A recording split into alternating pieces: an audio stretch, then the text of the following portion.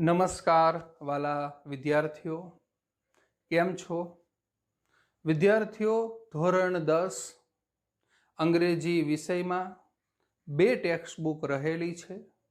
પહેલી text book કે જે મેઇન ટેક્સ્ટ બુકના રૂપમાં છે, એની અંદર 10 યુનિટ રહેલા છે અને 4 પોયમ છે. બીજી ટેક્સ્ટ બુક કે જેને બ્લેક બક સપ્લિમેન્ટરી રીડર તરીકે ઓળખાય છે. વિદ્યાર્થીઓ, આ બ્લેક બક ટેક્સ્ટ બુકની અંદર 22 જેટલા યુનિટ રહેલા છે. તો વિદ્યાર્થીઓ, અત્યારે આપણે વાત કરવાની છે એ યુનિટનું નામ છે the black beauty of Velavadar, વેળાવદરનું શ્યામ સૌંદર્ય. જોઈએ વિદ્યાર્થીઓ, black buck is the fastest of all the antelope. Black buck શબ્દ છે એટલે કે કાળિયાર, અને એન્ટિલોપ શબ્દ છે એનું ગુજરાતી થશે હરણ, મૃગ, સાબર, કાળિયાર. એટલે કે આ બધા જ પ્રકારના જે હરણો છે એ બધા માટેનો એક શબ્દ એટલે એન્ટિલોપ. અંગ્રેજી સમાનાર્થી શબ્દ જોઈએ તો સ્ટેગ, ડિયર, બ્લેક બક. એટલે મેં વાત કરી કે બધા પ્રકારના હરણો માટેનો એક શબ્દ એટલે એન્ટિલોપ. જોયું આપણે કે આ કાળિયાર છે એ બધા હરણોમાં સૌથી ઝડપથી દોડનારું પ્રાણી છે. It is found mainly in India. Mainly શબ્દ એનું ગુજરાતી અર્થ થશે મુખ્યત્વે, મોટા ભાગે. અંગ્રેજી સમાનાર્થી શબ્દ જોઈએ તો ચીફલી, મોસ્ટલી. ભારતમાં મોટા ભાગે આ કાળિયાર જોવા મળે છે. But also in parts of Pakistan, Nepal and sum other countries.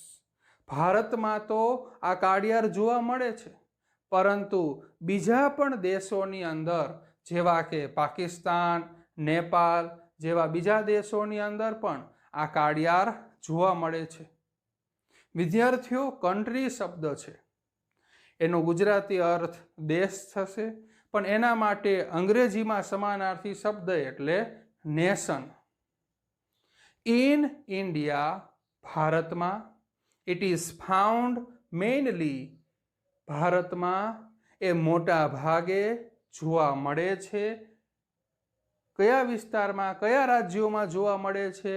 તો જેવા કે મહારાષ્ટ્ર, ઓરિસ્સા, પંજાબ, રાજસ્થાન, હરિયાણા, ગુજરાત, આંધ્રપ્રદેશ, તમિલનાડુ એન્ડ કર્ણાટક જેવા રાજ્યોની અંદર ભારતમાં આ કાળિયાર જોવા મળે છે. ઇન ગુજરાત, ગુજરાતમાં. Black bucks are seen in Saurashtra. Black buck છે, આ કાળિયાર છે એ ગુજરાતમાં, સૌરાષ્ટ્રની અંદર જોવા મળે છે. Its original habitat is open plain. Habitat શબ્દ છે એનો ગુજરાતી અર્થ થશે રહેઠાણ.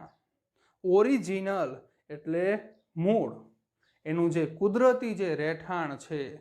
તો હેબિટેટનો અંગ્રેજી શબ્દ થશે abode, dwelling, home, residence. is open plain. Plane એટલે મેદાન, ઓપન પ્લેન ખુલ્લા મેદાનો. પ્લેન માટેનો અંગ્રેજી શબ્દ એટલે flat. And not dense jungles. Dense એટલે ગાઢ, ગીચ. જંગલ, ગાઢ જંગલ. ડેન્સ માટેનો અંગ્રેજી શબ્દ એના સમાનાર્થી શબ્દો જોઈએ તો થિકેસ્ટ, કમ્પેક્ટેડ, ઇનપેનિટ્રેબલ. એટલે કે આ જે કાળિયાર છે એનું મૂળ જે રહેઠાણ છે એ ખુલ્લા મેદાનો છે, નહીં કે ગાઢ જંગલ. કોઈ ગીચ જંગલમાં એ રહેતા નથી. એનું મૂળ, એનું કુદરતી જે એનું રહેઠાણ છે એ ખુલ્લા મેદાનો છે. There is famous blackbuck national park at Velavadar in Bhal region of Saurashtra. સૌરાષ્ટ્રના ભાલ વિસ્તારના વેળાવદરમાં આવેલું રાષ્ટ્રીય ઉદ્યાન જે આ કાળિયાર માટેનું પ્રખ્યાત છે. રિજિયન શબ્દ છે એના માટે એનો ગુજરાતી અર્થ થશે પ્રદેશ, વિસ્તાર. એના અમુક અંગ્રેજી શબ્દો જોઈએ નિયરેસ્ટ મિનિંગના અર્થે તો એરિયા, ઝોન, ટેરિટરી. જોયું આપણે કે ફેમસ શબ્દ છે તો ફેમસ શબ્દના અર્થે એનો ગુજરાતી અર્થ થશે પ્રખ્યાત. એના અંગ્રેજી સમાનાર્થી શબ્દો પોપ્યુલર, વેલ નોન. પાર્ક શબ્દ છે એનો ગુજરાતી અર્થ થશે ઉદ્યાન. અંગ્રેજી સમાનાર્થી શબ્દો જોઈએ તો મીડો, ગાર્ડન જેવા શબ્દો છે. Let's know something about the blackbuck national park at Velavadar. વેળાવદરના કાળિયાર રાષ્ટ્રીય ઉદ્યાન વિશે થોડું જાણીએ. વિદ્યાર્થીઓ, નો શબ્દ છે KNOW, નો એટલે જાણવું.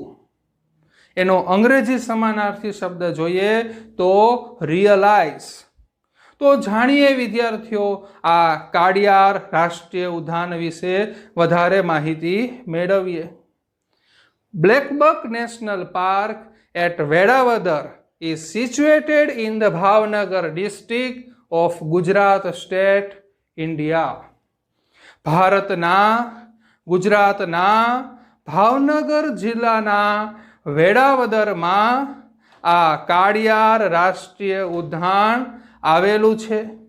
વિદ્યાર્થીઓ, શબ્દ છે સિચ્યુએટેડ એટલે એનો ગુજરાતી અર્થ થશે પ્રદેશમાં આવેલું, સ્થિતિમાન થયેલું. એના અંગ્રેજી સમાનાર્થી શબ્દો જોઈએ તો positioned, placed, located. Established in 1976 in the Bhal region of Saurashtra. સૌરાષ્ટ્રના ભાલ પ્રદેશમાં 1976ની સાલમાં આ કાળિયાર રાષ્ટ્રીય ઉદ્યાનની સ્થાપના થયેલી. વિદ્યાર્થીઓ, એસ્ટાબ્લિશ્ડ શબ્દ છે એનો ગુજરાતી અર્થ થશે સ્થાપના કરવી, સ્થાપવું, સ્થાપના થયેલી, સ્થાપેલું. એના અંગ્રેજી સમાનાર્થી શબ્દો જોઈએ તો found, લોન્ચ્ડ, inaugurated. The park is located around 72 kilometers from the district headquarter city of Bhavnagar. આ કાળિયાર રાષ્ટ્રીય ઉદ્યાન છે એ ભાવનગર જિલ્લાના જિલ્લા મુખ્ય મથકથી 72 કિલોમીટરની દૂરી પર આવેલું છે. Though the park is open throughout the year. આ રાષ્ટ્રીય ઉદ્યાન આખું વર્ષ ખુલ્લું હોવા છતાં પણ. ધો શબ્દ છે વિદ્યાર્થીઓ એનો ગુજરાતી અર્થ જોઈએ તો છતાં, તેમ છતાં. એના અંગ્રેજી સમાનાર્થી શબ્દો જોઈએ તો હાવેવર, હાવ બીટ. થ્રુઆઉટ શબ્દ જોયો એનો આપણે ગુજરાતી અર્થ જોઈએ તો ના દરેક ભાગમાં, બધે, આખું. અહીંયા આપણે જોયું છે થ્રુઆઉટ ધ યર એટલે આખું વર્ષ. એના અંગ્રેજી શબ્દો જોઈએ સમાનાર્થી શબ્દો everywhere, all over. The period between monsoon and winter, normally mid-June to March end, is a good period to see the black bucks.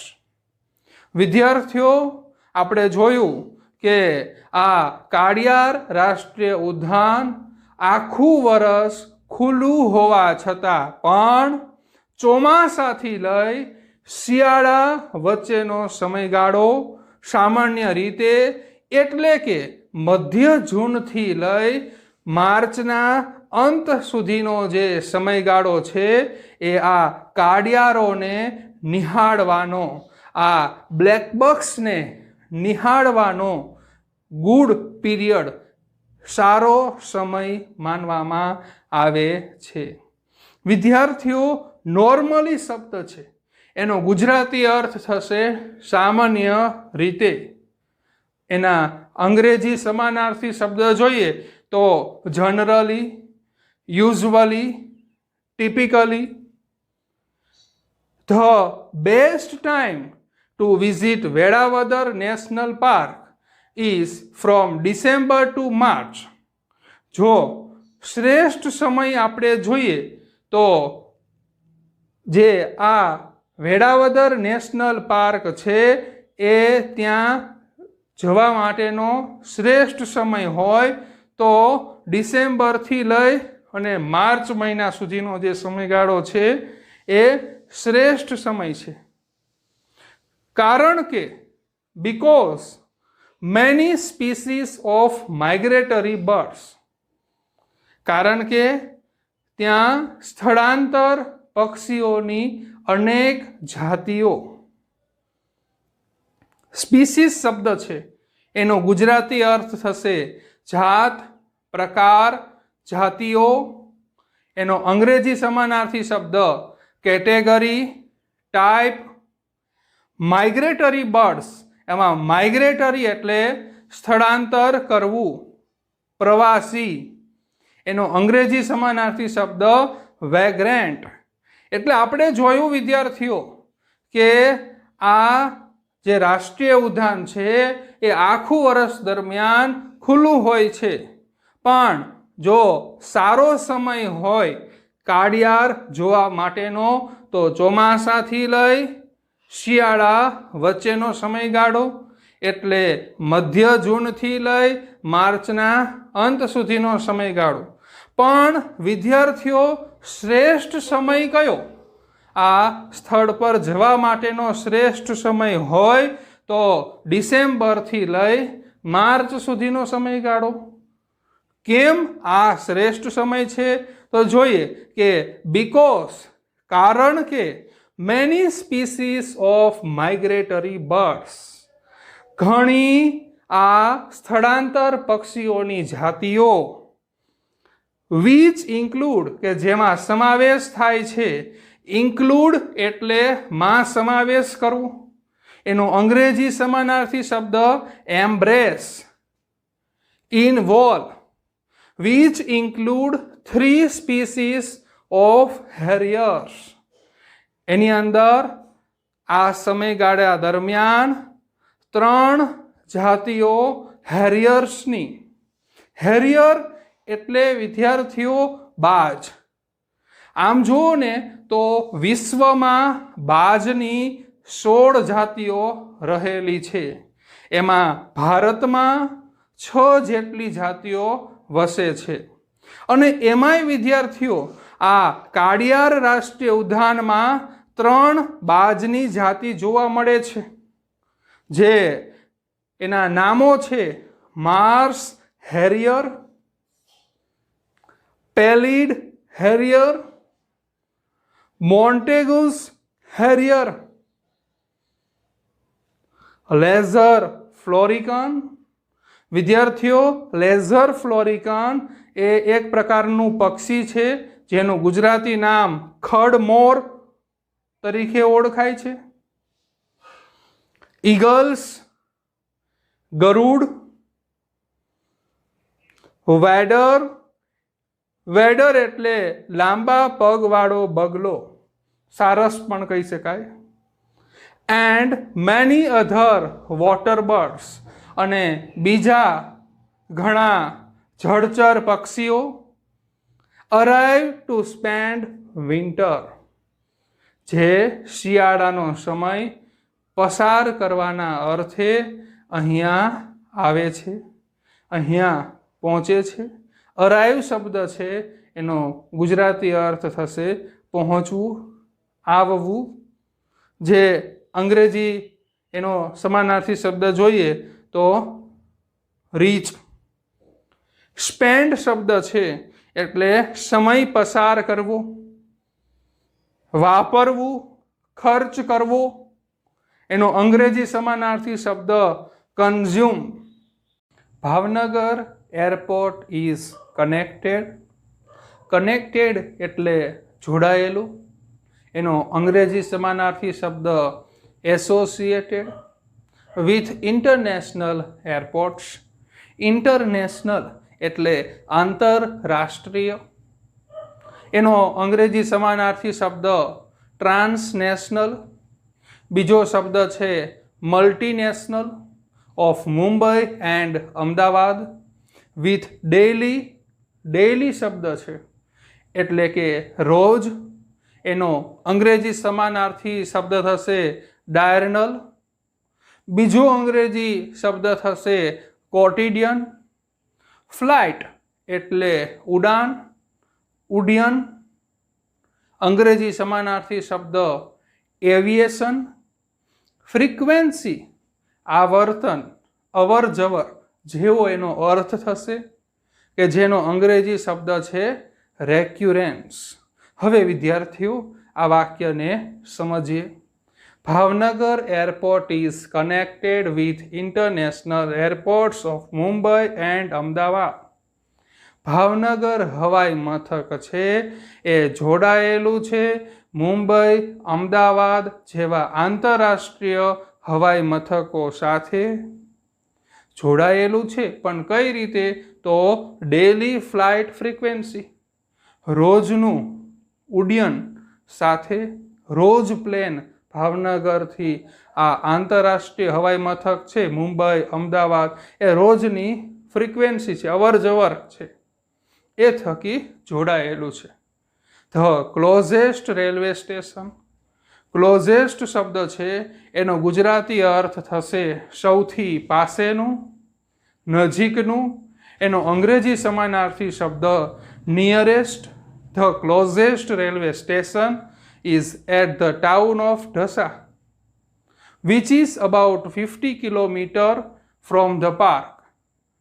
સૌથી નજીકનું એટલે કે આ કાળિયાર રાષ્ટ્રીય ઉદ્યાનથી સૌથી નજીકનું જો રેલવે સ્ટેશન હોય તો એ ઢસા શહેર છે કે જે 50 કિલોમીટરની દૂરી ધરાવે છે આ બાગથી. The historical town of Vallabhipur.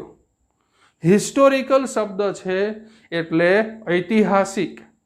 એના નજીકના અંગ્રેજી સમાનાર્થી શબ્દો જોઈએ તો factual, ancient. The historical town of Vallabhipur is about 30 kilometers away. ઐતિહાસિક શહેર વલભીપુર એ આ જે ઉદ્યાનથી 30 કિલોમીટરની દૂરી પર આવેલું છે. The black buck is also known as Krishna Jinka in Telugu language. Telugu ભાષામાં કાળિયાર એ કૃષ્ણ ઝીંકા તરીકે જાણીતું છે. નોન શબ્દ છે એનો ગુજરાતી અર્થ થશે જાણીતું.